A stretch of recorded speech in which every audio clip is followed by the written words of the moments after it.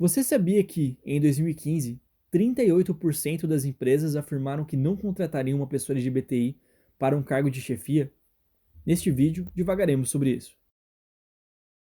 Diversidade é registrado no francês antigo como diversité, sobre o latim em diversitas, diversitatis, entendendo tanto a ideia de pluralidade quanto de confronto.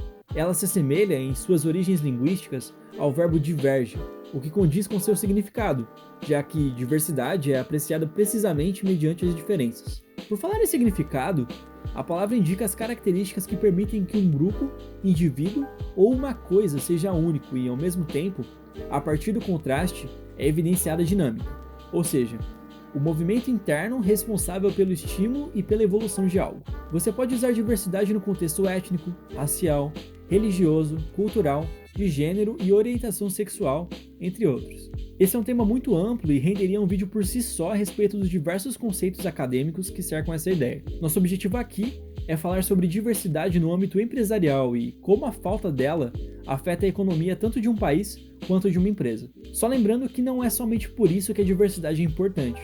Tem também o ponto de vista individual, o qual não posso abordar porque meu lugar de fala na discussão é de pessoa privilegiada, não de oprimido.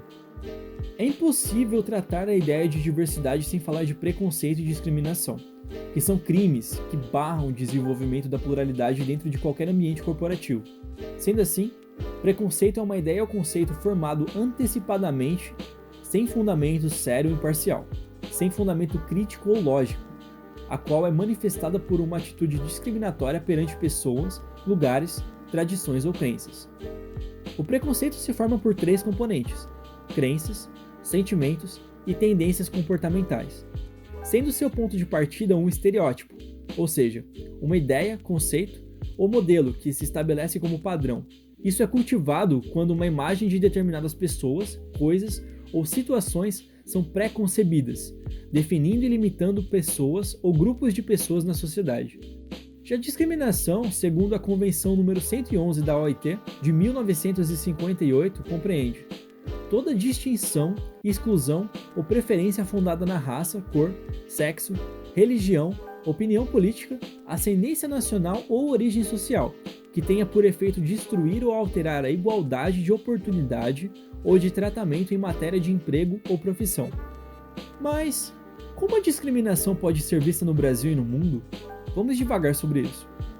Como eu disse no início do vídeo, em 2015, 38% das empresas afirmaram que não contratariam uma pessoa LGBTI para um cargo de chefia. Em 2018, essa pesquisa foi refeita e esse número caiu para 18%, mas ainda assim é um número bem alto. Esses dados foram obtidos a partir de uma pesquisa da Elancers. Além disso, sabe-se que a diferença salarial entre brancos e negros é de 45%, de acordo com a Pesquisa Nacional por Amostra de Domicílios de 2019. Segundo o cálculo do Instituto Locomotiva, a diferença salarial ainda é significativa, de 31%, quando comparados os salários de brancos e negros com o ensino superior. Isso pode ser dito como uma atitude discriminatória, pois, ao se isolar todas as demais variáveis, apenas a cor de pele se difere entre os indivíduos. E não é só isso. Segundo o estudo de 2016 realizado pelo Instituto Ethos, com as 500 maiores empresas do Brasil, apenas 2% dos funcionários das maiores empresas brasileiras são pessoas com deficiência, que é o mínimo exigido por lei. Mulheres representam 58,9% dos estagiários, mas apenas 13,6% das vagas executivas. Mulheres recebem 70% do salário dos homens. Não existe sequer um executivo de origem indígena nas empresas estudadas. 94,2% dos cargos executivos pertencem a brancos, enquanto apenas 4,7% dos negros ocupam cargos nesse nível. Sabendo disso, essas ações violam a Constituição de 1988, artigo 7º, inciso 30, que diz respeito aos direitos dos trabalhadores urbanos e rurais, proibição de diferença de salários, de exercício de funções e de critério de admissão por motivos de sexo, idade, cor ou estado civil.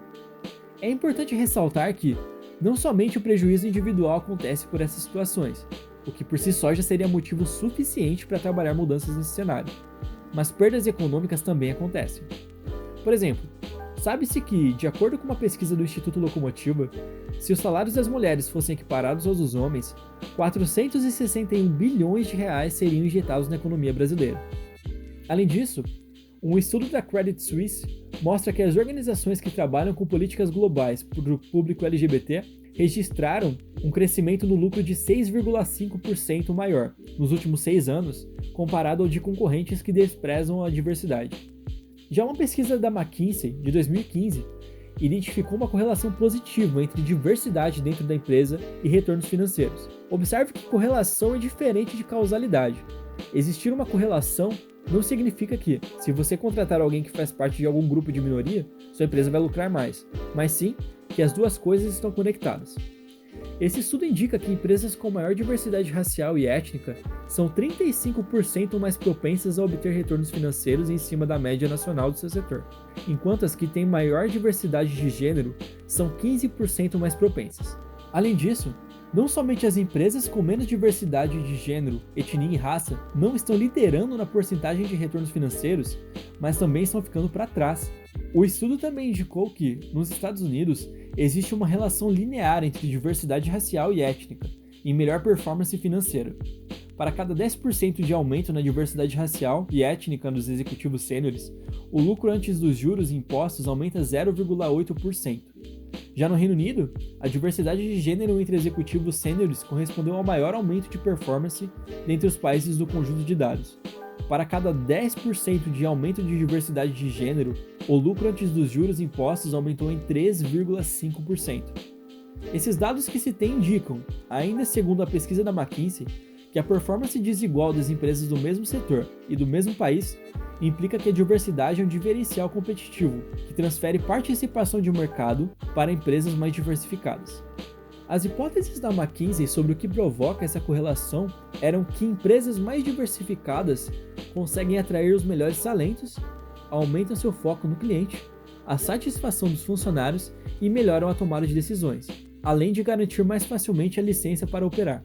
Todo mundo sabe que não é nada fácil mudar o método de funcionamento de uma empresa para fortalecer a diversidade e inclusão.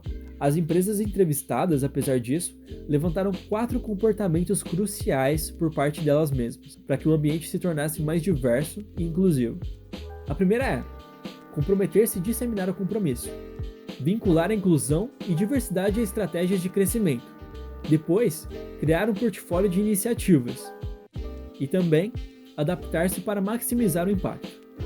Mesmo com todo o esforço necessário e um conjunto de iniciativas como os que acabei de citar, fazer com que a inclusão e diversidade sejam consolidados numa organização pode levar vários anos e, muitas vezes, exige ações fora dela. Porém, quem conseguir fazer isso e fizer bem, provavelmente vai conseguir criar um espírito colaborativo forte que pode ecoar entre todos.